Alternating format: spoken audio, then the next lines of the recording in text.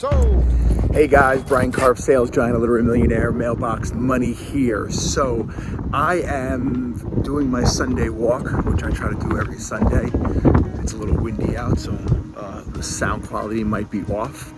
But I was getting a lot of people last week who was asking me questions about the foreclosure auctions. And just 2 weeks ago, one of the houses in my development was up for auction. Not this particular house. This is actually the smallest model. It was actually the larger model that was up for auction. I'll show you one, but I'll tell you guys how it went down. We did try to take down the house, but unfortunately the upset was just totally insane. So it was actually this model right here. And the houses in my personal development, they sell between, and your boy has sold the most in the development, and I've sold for the last 3 years almost all of them, but they sell somewhere between 800 and $1 million. The most expensive one is one that I sold last year for $977, which is like the medium size. They have small, medium, and large. Jessica and myself live inside the medium one. Every town has the foreclosure auctions, and they go usually every single week, and there's a list that you guys can buy that is sold through one of the lead sources. And what they do is they pull all of the foreclosure auctions. They tell you who the referee is. They also tell you where it's being held, right? So all of these houses in this development are in the town of Brookhaven. So in the town of Brookhaven, it's at One Independence Plaza, but I've also gone to the ones that are in the town of Islip and the town of Smithtown, and they hold them at their courthouse steps. And it's really at the courthouse steps. And basically what happens is there is something called an upset. And the upset is the price that the bank puts on the asset. So for the one that we were going for last week, the upset was 901, which was absolutely insane. Like I just told you guys before, the houses trade between 800 and $1 million. And you're saying, oh, sales giant, so there's still some room to make money there. There really isn't, because most times these houses have people living inside them. So now you have to go through the whole eviction process, which I just walked through an eviction, which took almost 10 months. So it wasn't a tenant that we placed. It was a house that we purchased that had a tenant inside it. So you have to think about that. Plus you can't go inside them, right? So you have no clue what condition that they're in. So you really always have to go in thinking it's going to be the worst thing humanly possible. So what basically happens is you have to get bank checks for 10% of whatever the price is. And then you have 30 days to close on it, and it can only be bought cash. So you're not bringing physical cash to the courthouse steps. What you have to do is get a bank check in the referee's name. So what I did is I went to Citibank, got a bank check I got $70,000, because my hope was to pick up the house for maybe high sixes, and max was going to be 710, because I felt like at 710, even if it took me a year to get the people out, I was confident that I could put it back up and sell it between 8 and $1 million. Because in our personal development, I have 2 or 3 people who I know want to live in this development, because it's super nice and super close to everything, you know, Stony Brook Hospital, and it's 3 village schools. So that's where I was coming from. What else could I tell you guys about it?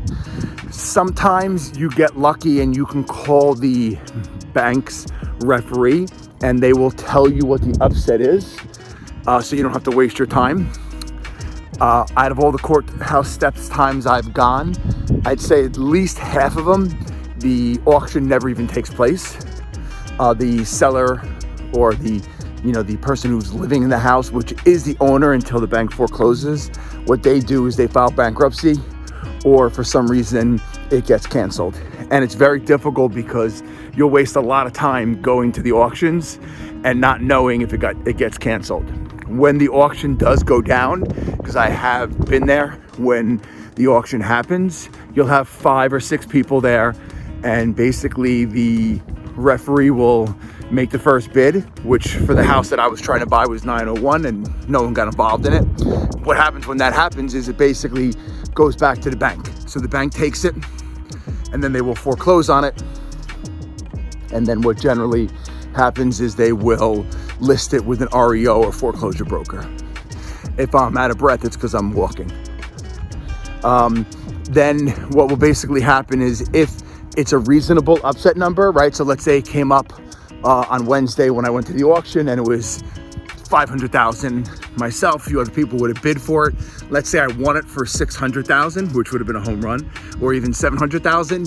Then I would have to give 10% in a bank check made out to the referee. And then I would have another 30 days to close on the property cash. What happens is you'll walk into Brookhaven and then you'll do the paperwork, you'll give them your attorney's information, and then the bank will issue a contract, which will go to you. So that's kind of how it works. Something cool that you can do once you purchase it at the courthouse steps is you could do something called a contract vendee. The banks do not care about that. Obviously anything could change, but as of, a few weeks ago, there's a lot of investors doing that. You're saying to yourself, what's a contract vendee? Contract vendee is when you sell the contract that you have with the bank to purchase it. So what you can do is you can put the property on the multiple listing services and you can just sell the contract. And I've seen a lot of people do it. There is money to be made there, but a lot of times if you can't flip the contract or sell the contract to someone else, you better be ready with the cash to close on it. So now we've walked my entire cul-de-sac. I'm gonna turn around and walk back, trying to think anything else I can tell you guys about it. So it's a fun little, side hustle you can definitely get into. I think the biggest things is it's very, very time consuming. I'm gonna turn around. And what I mean it's very, very time consuming is you have to go to the bank for every single auction and get a separate check. It's not like you could just bring multiple blank checks with you. They're bank checks and they have to be made out to the referee's name. Then you have to go to the houses. 90% of the time they are occupied, which makes it even harder because here in New York, you're looking at a 10-month eviction. And then the rest of the time, the numbers the banks want for them are totally insane.